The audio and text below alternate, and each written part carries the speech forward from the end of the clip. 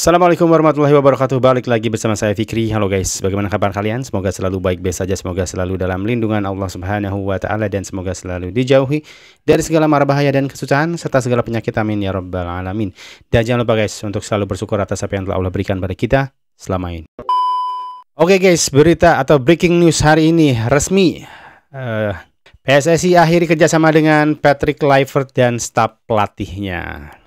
Sebenarnya ini udah bisa kita tebak guys ya, karena kemarin kepulangan dari Bapak Sumarji sebagai manajer timnas Indonesia itu menggebu-gebu dan sangat marah sekali ya. Dia kecewa dengan Patrick Kluivert dan juga staf kepelatihannya. Belum diungkapkan semua sebenarnya, tapi kita tahulah dari apa yang dia spill gitu kan, bahwa dia langsung pergi ke Belanda, tidak mendatangi tribun penonton saat penonton benar-benar kecewa, hanya diam di bench saja dan tidak ada permintaan maaf sama sekali. Asisten pelatihnya Alex Pastor sehari setelahnya malah menaikkan konten wawancara gitu kan, podcast dengan pelatih lokal ya. Ini kacau lah ya, gitu, nggak ada adabnya sama sekali nih pelatih atau dengan staf pelatih yang lainnya gitu.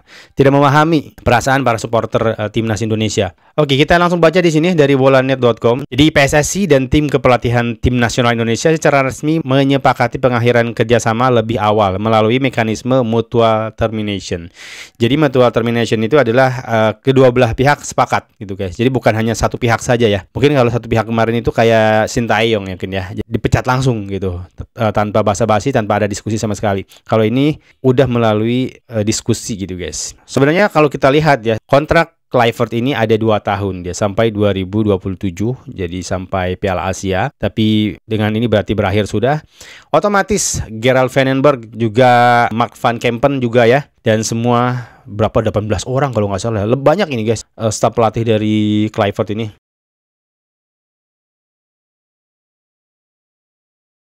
Semuanya juga akan angkat koper dari Indonesia. Dan kita belum tahu apakah ada caretaker dulu yang akan menangani, tapi yang pasti bukan Alex Pastor ya, karena Alex Pastor bagian dari staf kepelatihan Kluivert juga berarti ikut angkat kaki juga guys. Ya, ada Dani Lanzard juga. Ini 3 pilar sebenarnya di staf kepelatihan Kluivert. Head coachnya ada Patrick Kluivert, tim analisisnya adalah Dani Lanzard, dan asisten utamanya adalah Alex Pastor. Ya, seperti yang banyak pandit sepak bola Indonesia katakan ya, bahwa Patrick Kluivert ini dia tidak membawa sebuah game plan yang jelas. Berulang-ulang kesalahan dia lakukan.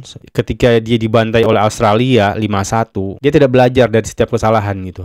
Dia terus melakukan kesalahan. Kesalahan kedua dia lakukan ketika berhadapan dengan Jepang dengan 0 shot on target. Lalu dia lakukan lagi kesalahan di saat pertandingan penting hidup mati melawan Arab Saudi dengan pemilihan line up yang aneh. Lalu di sepanjang pertandingan tidak menggantikan pemain-pemain yang dia anggap tidak perform gitu. Jadi sangat kaku ya, sangat basic dia melakukan kepelatihan ini gitu. Dan di setiap kemenangan itu dia sebenarnya melakukan atau mengadaptasi taktik strategi dari pelatih sebelumnya, yaitu Sintayong. Dengan formasi dia, dengan pemilihan pemain dia ya, Sintayong dia contek gitu guys, dia adaptasi gitu kan.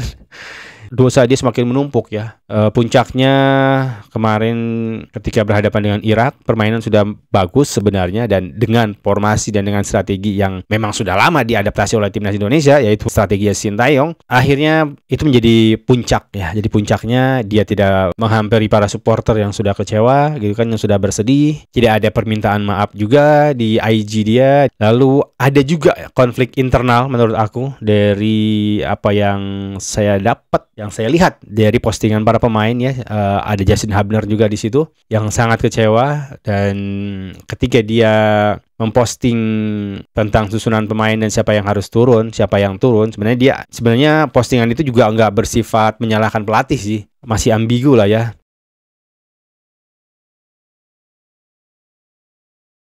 Tapi setelah itu dia akhirnya dikeluarkan dari DSP, daftar susunan pemain ya. Dia tidak ada di bench, tidak ada di line up. Kebodohan yang terlihat dari Patrick Kluivert ini adalah ketika melawan Arab Saudi, dia memilih beberapa pemain inti di situ. Mark Locke, Beckham, Yaakob Sayuri lah segala macam. Anehnya di pertandingan berikutnya, pemain-pemain inti ini malah tidak masuk ke daftar pemilihan pemain. Dia tidak ada di bench, tidak ada di line up. Itu menandakan bahwa memang dia telah melakukan kesalahan gitu. Dia coba-coba di situ gitu kan. Dia dalam susunan pemain pun udah kacau gitu. Di match pertama susunan pemain intinya ini, di match kedua hilang sama sekali pemain intinya ini. Aduh. Jadi ya ini menjadi satu kabar gembira juga lah ya. Jadi istilahnya bisa mengobati kekecewaan para supporter timnas Indonesia. Ini bukan soal apa-apa guys. Ini adalah bentuk kesayangan kita terhadap tim nasional. Ini bentuk evaluasi juga, dan ya mungkin ini adalah hal yang paling tepat ya yang dilakukan oleh PSSI. Ini juga menandakan satu hal, bahwa apa yang sudah dilakukan oleh PSSI selama ini dengan menggantikan Sintayong dengan staf yang konon adalah staf kepelatihan terhebat sepanjang Indonesia berdiri, itu menandakan bahwa mereka telah keliru. Mereka telah salah total. Mereka tidak melakukan pekerjaannya dengan baik, dengan benar. Dan ya kita doakan aja lah, mudah-mudahan PSSI belajar dari kesalahan mereka ini. Mereka bertobat gitu ya, dengan tidak sok tahu, jangan tidak lagi melakukan blunder ya. Maka ya kalian pikir aja guys, buat apa ganti pelatih, ganti staff dengan membawa banyak staff yang begitu banyak dengan gaji yang besar, toh yang dipakai strategi dan taktik pelatih terdahulu. Apa yang mau diambil, apa yang mau dibanggakan gitu kan? Gak jelas banget gitu. Ini gobloknya PSSI juga sih. Saya bisa bilang keteledoran mereka sendiri ya, mereka yang mematikan harapan dan mimpi supporter timnas Indonesia. Dan ya mungkin nanti di rapat Exco akan kita ketahui bersama siapa yang akan menjadi pelatih atau caretaker timnas ini. Apakah ada pelatih baru atau kembali dengan Sintayong? Sebenarnya ada beberapa opsi ya. Pertama mungkin Sintayong bisa aja balik lagi karena dia tinggal meneruskan unfinished business ini.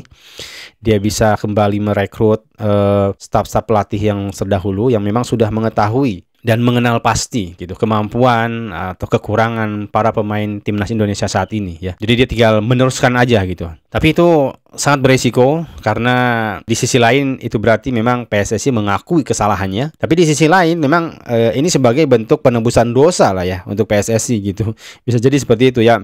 Tinggal mengaku aja salah gitu. Nah, nanti tinggal waktu gitu yang melupakannya. Tapi memang akan tercatat di sejarah bahwa memang ini blunder terbesar PSSI gitu ketika memang akhirnya Sintayong kembali masuk lagi gitu guys.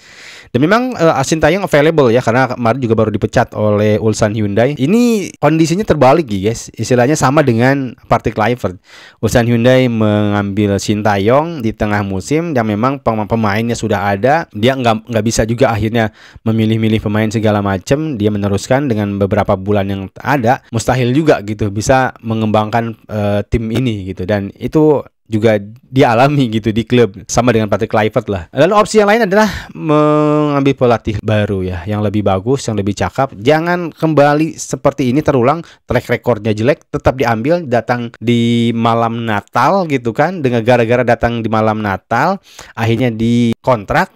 Patrick Kluivert ini, jika kalian nggak tahu ya, si Patrick Kluivert ini dipilih karena dia datang di hari atau di malam Natal untuk menghadap Erick Thohir untuk mengadakan interview. Dan Erick Thohir menghargai katanya di situ bahwa di hari besar agama dia bela-belain datang, berarti dia benar-benar ingin melatih timnas Indonesia gitu. Bukan lihat dari CV, bukan lihat dari prestasi dia bersama timnas dan klub, bukan dari itu guys, tapi dari hati.